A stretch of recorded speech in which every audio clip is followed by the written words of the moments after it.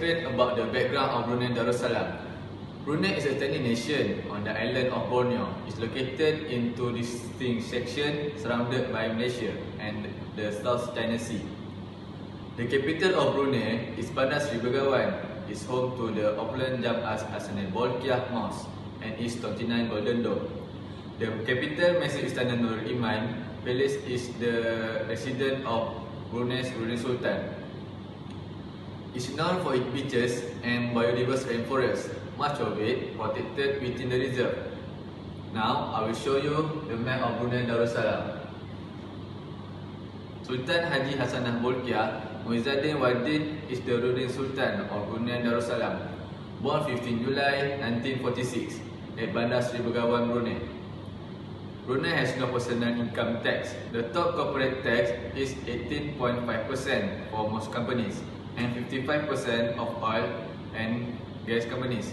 It is totally supported by the export oil, and with revenue from the petroleum sector accounting for over half of the GDP.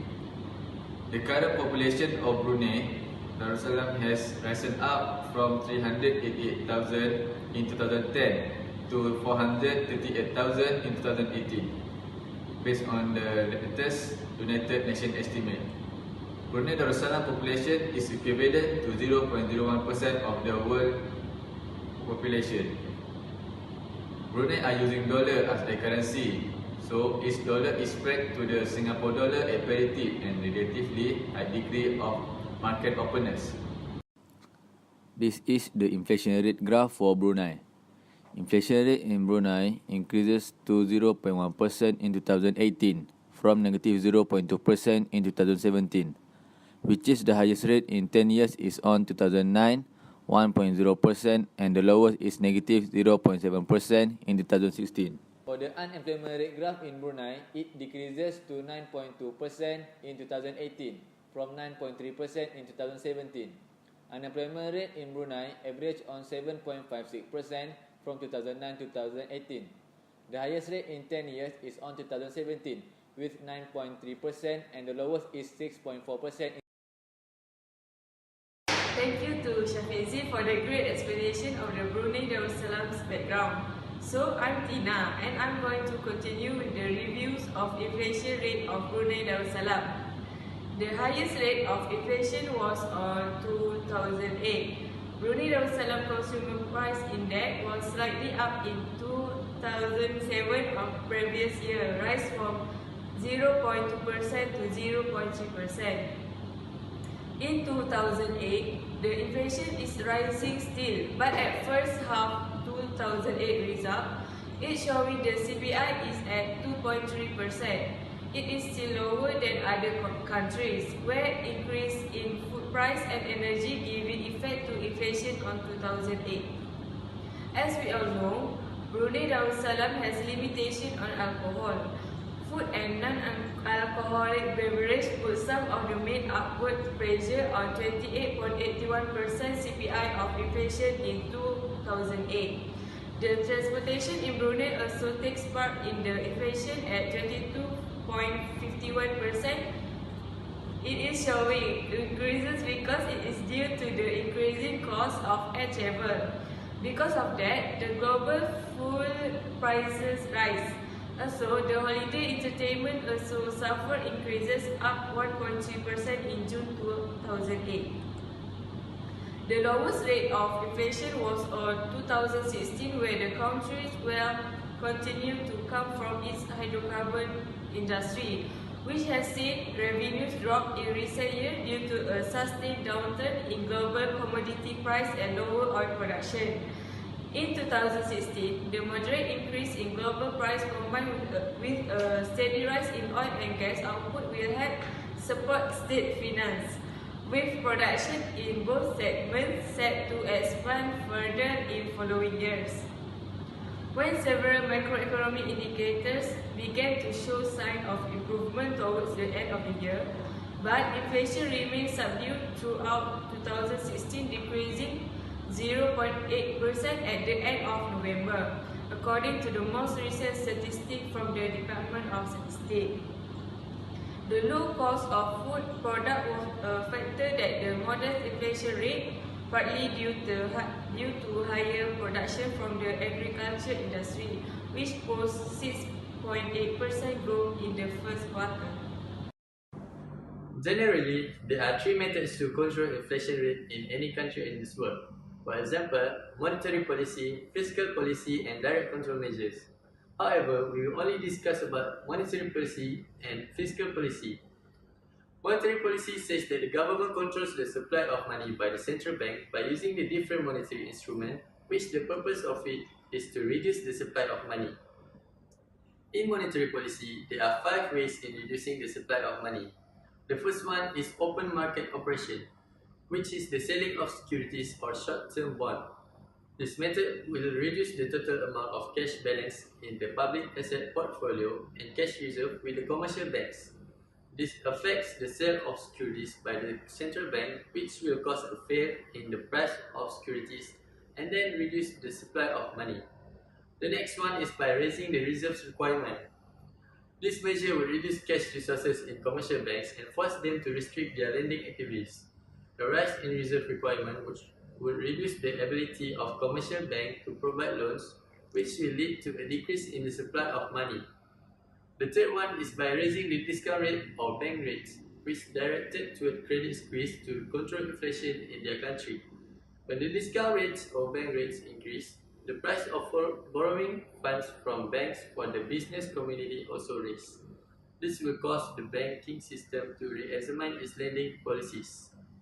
The next one is by raising the interest rate. When the interest rate is too high, this will encourage more people to save and it will increase the level of savings. Lastly, selective credit control policy. This takes forms of issuing directives to commercial banks, prohibiting them from lending money against certain commodities, or reducing the total credit limit granted to the public. Furthermore, the fiscal policy refers to decrease in government spending and an increase in the government total tax revenue that will produce a surplus budget. This measure will reduce the inflationary pressure on an economy. Fiscal policy refers to 2 ways of government to produce a surplus budget, which is increasing the taxes and reducing the government expenditures. When the government increases the taxes in the country, it can successfully reduce the impact of inflation in the economy. An increase in taxes will reduce the disposable income of individuals and the consumption of goods and price, which will lead to a fall in prices. The government reduced their expenditures by cutting the salary of all civil servants and postponed its development projects to reduce the purchasing power of the public. When the government expenditure decreases, it will directly affect the aggregate demand. The Brunei's government applied this policy in their economics to greatly reduce their high inflation rate on October 2008 to the lowest inflation rate they can in December 2016. It shows that the inflation rate in Brunei is still under control and stable, which is below 4%. I'm Anis and I'm going to explain to you about the highest unemployment rate in 2017 in Brunei. The latest statistic, which were the findings from the Labour Force Survey 2017, put the number unemployed person at 19,200, out of which 18,200 are locals. It also showed that there are more unemployed men than women, which is 52.1% for males or 10,008%, compared to 47.9% or 9,191% for females. Among the unemployed, 28.4% or 800 and 500% are youth aged 15 to 24 years.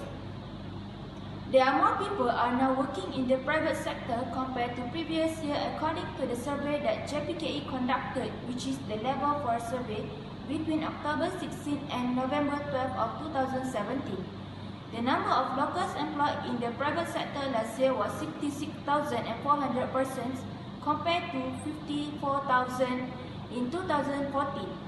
There increased in 6.9%, at bringing the ratio of public to private sector employment to 40-60 in 2017.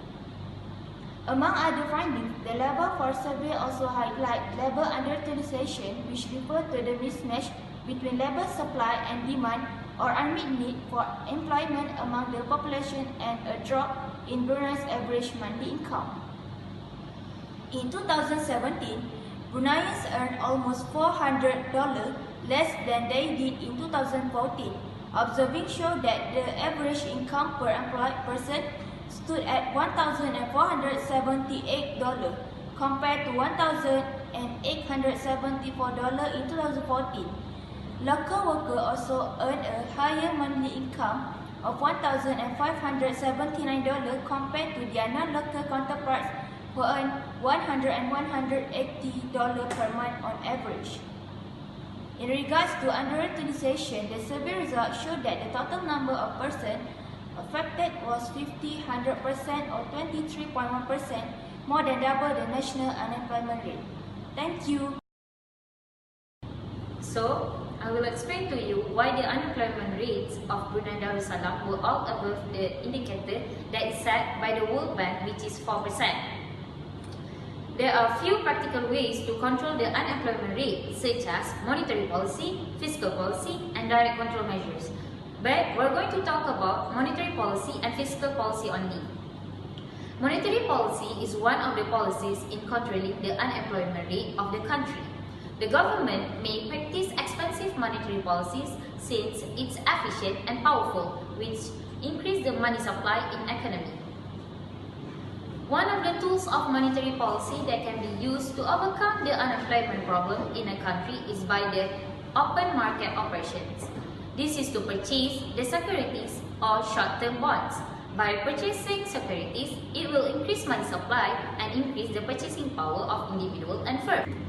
Secondly, is by lowering the reserve requirement, which is the amount of reserve commercial banks that required to keep in the central bank. The central bank lowers the reserve requirement to increase the cash resources of commercial banks during the period of unemployment. This will encourage the bank to offer more loans to the public and businessmen. Next, by lowering the discount rate, or known as bank rate, will causing the other rates to decrease and leads to increased borrowing and increased investment by private businessmen. Lastly, lowering the interest rate will reduce the level of savings and encourage people to spend and invest. Besides that, the fiscal policy also can be deployed to control the unemployment rate. The government may practice expansionary fiscal policies through taxation and public expenditure. One of the fiscal policy's tools is decrease in taxes. When the taxes is cut, the general burden of taxation on the community will be reduced by the government to control unemployment. The consumption expenses of the people will also increase when the reduction in taxes is applied. The lowering in business and corporate taxes will also help the increasing in investment, and gradually the employment will also increase. Furthermore, the increase in government expenditure will instantly affect aggregate demand to avoid the unemployment rate increase. For example, when the salary of civil servants increase, the development project will help in reducing the unemployment.